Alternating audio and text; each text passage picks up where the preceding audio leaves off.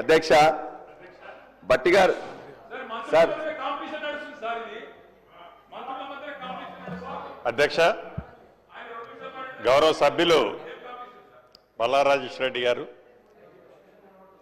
ఆనాటి 10 సంవత్సరాల్లో 2020 చట్టానికి సంబంధించి ధరణి పోటకులకు సంబంధించి అనేక విషయాలు గౌరవ బల్లారాజేశ్వర రెడ్డి గారు మాట్లాడటం జరిగింది.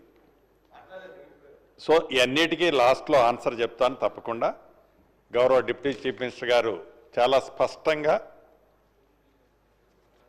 ఎన్నికలు ఏవైతే మొన్న ఎన్నికలకు పోయే ముందు కాంగ్రెస్ పార్టీ ఆలోచన ధరణిని గురించి చాలా స్పష్టంగా ధరణినే ఏజెండా చేసుకొని ధరణి కాన్సెప్ట్ మీదనే ధరణిని రెఫరెండంగా తీసుకొని కాంగ్రెస్ పార్టీ ఒక స్లోగన్ ఇచ్చింది, వాళ్ళు ఒక స్లోగన్ ఇచ్చారు.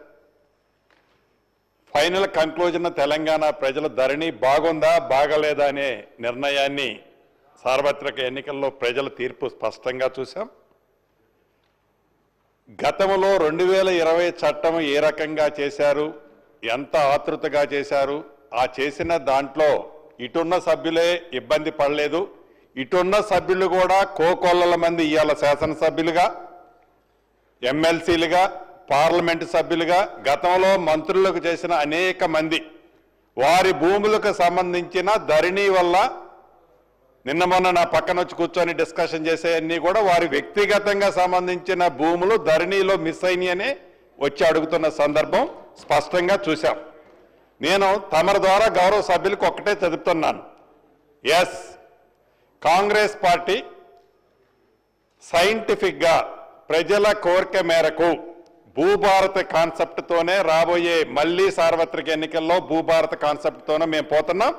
మీరు ధరణి కాన్సెప్ట్తో ఆనాడిపోయి మీరు అదే మళ్ళీ మీది మీరు సమర్థించుకునే పని చేస్తున్నారు తప్ప గౌరవ మా భట్టి గారు చెప్పినట్లు నిజాన్ని ఒప్పుకోకుండా, నిజాన్ని నిజమని చెప్పకుండా అహం అడ్డం వచ్చి మీరు మాట్లాడుతున్నారే తప్ప తప్పకుండా భూభారత్ని చాలా ప్రజల కోసం ప్రజల సౌకర్యార్థం పబ్లిక్గా అనేక సందర్భాల్లో పబ్లిక్ డొమైన్లో పెట్టి చర్చించిన తర్వాత భూభారత్ తీసుకొచ్చాం.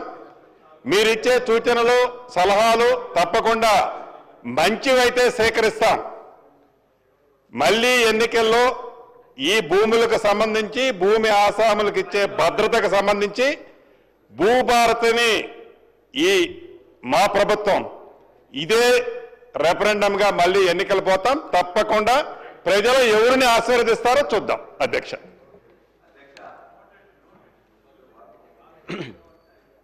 మంత్రులు మాట్లాడుతూ ఖచ్చితంగా మాకు రెఫరెండంగా వచ్చిందన్నారు. మీకు రెఫరెండంగా వచ్చింది 6 గ్యారంటీల మీద మీకు ఇచ్చిన పవర్ తప్ప మీరు ఇచ్చిన అనేక వాటి హామీ 420 హామీల మీద పవర్ ఇచ్చింది తప్ప ఈ ఒక్క దీని మీదనే మీకు రాలేదు అధ్యక్ష.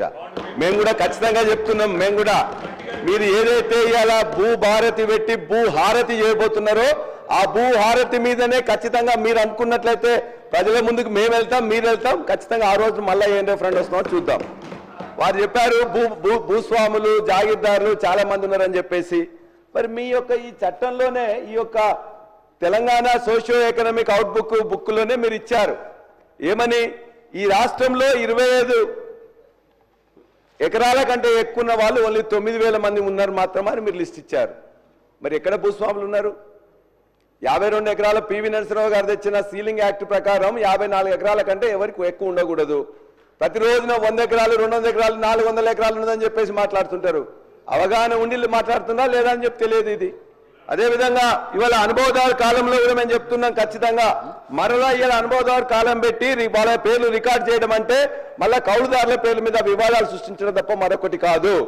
అదేవిధంగా ఇలా ఫౌతీ విషయంలో కూడా ఇవాళ ఇప్పుడే సంజీవ్ రెడ్డి గారు చెప్పారు, మేము ధరణిలో పెట్టిన ఫౌతీలో అంతకుముందు ఫౌతీలో ఏముండేది, ఆనాడు విఆర్ఓ కానీ ఆ గ్రామాలకు పోయి 45 రోజుల నోటీస్ ఇచ్చి వాళ్ళందరూ కూర్చొని మాట్లాడుకొని అక్కడికి రమ్మని చెప్పేవాళ్ళు. మేము పెట్టిందేంటి ధరణిలో, ఇవాళ ఈ విఆర్ఓ వద్దు, నోటీసులు వద్దు, డైరెక్ట్గా మీ కుటుంబం వాళ్ళే మాట్లాడుకోండి, మీరు వచ్చి మాట్లాడుకొని మీరు ఒప్పుకున్నట్లయితే ఇక్కడ ఇమ్మీడియట్గా కూడా మీకు రిజిస్ట్రేషన్ కూడా ఫౌతీ సక్సెస్ అవుతుంది. కాబట్టి ఒకవేళ మీరు ఒప్పుకోనట్లయితే మీరు కోర్టుకు వెళ్ళండి అని చెప్పినాం. మళ్ళా మీరు ఇలా బయటికి మళ్ళీ పంపించి మళ్ళీ విఆర్ఓని కూర్చుని పెట్టి నోటీసులు ఇచ్చేసి ఆ యొక్క ఫౌతీ సెక్షన్ లో కూడా మళ్ళా వివాదాలు సృష్టించే విధంగానే ఈ చట్టంలో చెప్పబడింది. కాబట్టి అది కూడా సరిగ్గా లేదు. అదేవిధంగా జమాబందీ అని పెట్టిండ్రు. ఎందుకు చేస్తారు అధ్యక్ష జమాబందీ? జమాబందీ అనేది 2011-12 నుంచే మొత్తం బంద్ అయిపోయింది. ఆ ఊర్లో ఉండే భూమి, ఆ భూమి స్వరూపం ఎట్లా ఉంది, భూమి యాజమాన్య హక్కులు ఏమైనా మారినాయా, అది తడి ఉందా, కుష్కి ఉందా, నీళ్ళు వస్తున్నాయా, దానికోసం అని చెప్పేసి పెట్టేవాళ్ళు. ఇవాళ మొత్తం తీసేసినాం. మళ్ళా ఇవాళ జమాబందీ పేరులో మళ్ళొక దుకాణం తెరిచిండ్రు ఇవాళ భూభారత్లో. అంతేకాదు ఇవాళ భూమి స్వరూపం తెలుసుకోవడానికి ఇవాళ ఏఈఓలు ఉన్నారు. 5,000 ఎకరాలకు ఒక చొప్పున ఏఈఓలు 2,600 మందిని గత ప్రభుత్వం రిక్రూట్ చేసింది. వాళ్ళందరూ రికార్డ్ చేసుకుంటున్నారు. ఎందుకు ఈ జమాబందీ? అంతేకాకుండా మాన్యువల్ పహాని అని చెప్పి మళ్ళా మొదలు పెట్టిండ్రు. మాన్యువల్ పహాని అంటే ప్రతి సంవత్సరం నీకు రికార్డెడే ఉంటుంది. ఆ రికార్డులో దాన్ని రాకుండా మొత్తం మాన్యువల్ పహాని చెప్పి ఎండాకాలంలో మళ్ళా కూర్చొని వాళ్ళు మళ్ళీ ఉన్న పట్వారీ కానీ లేకపోతే విఆర్ఓ రాసి మళ్ళా అదొక దుకాణం. ఫౌతీ కానీ మ్యుటేషన్ కానీ ఇవన్నీ కూడా మళ్ళా కొత్త దుకాణాలు తెరిచింది తప్ప మరొకటి కాదు. వాటి దయచేసి మీ అందరం కూడా గౌరవ సభ్యులు అసత్యాన్ని సత్యంగా చేయాలని ఏదో ఆతృత పడుతున్నారో అవన్నీ రేపొద్దున రూల్స్ అంటే మీరు మాట్లాడే దాంట్లో నైతిక హక్కే లేదు. మీరు 2020లో చట్టాన్ని చేసి మీరు దిగిపోయేంత వరకు ఆ చట్టానికి సంబంధించిన రూల్సే ఫ్రేమ్ చేయని మీరు భూభారత్ని మేము 2025 జనవరి 4వ తారీఖున చట్టం తీసుకొచ్చి రూల్స్ ఫ్రేమ్ చేసి పెడుతున్న మమ్మల్ని ఏలెత్తి మీరు మాకు చూపిస్తుంటే అసలు మిమ్మల్ని ఎలా ప్రజలు అర్థం చేసుకుంటారో మీరు అర్థం చేసుకోవట్లే. ఏదైతే మాన్యువల్ పానీ అంటారు, విఆర్ఓల్ని తీసేసామంటారు. ఎస్, మీరు తప్పు చేశారు కాబట్టే విఆర్ఓ వ్యవస్థలో మంచి వాళ్ళని తప్పకుండా ప్రతి రెవెన్యూ విలేజ్కి ఒక ఆఫీసర్ని పెడుతున్నాం. బేఫిగర్గా చెప్తున్నాం. చట్టంలోనే కాదు, ప్రజలు అడుగుతున్నారు, కోరుకుంటున్నారు. అనేక సందర్భాల్లో చెప్పినాం.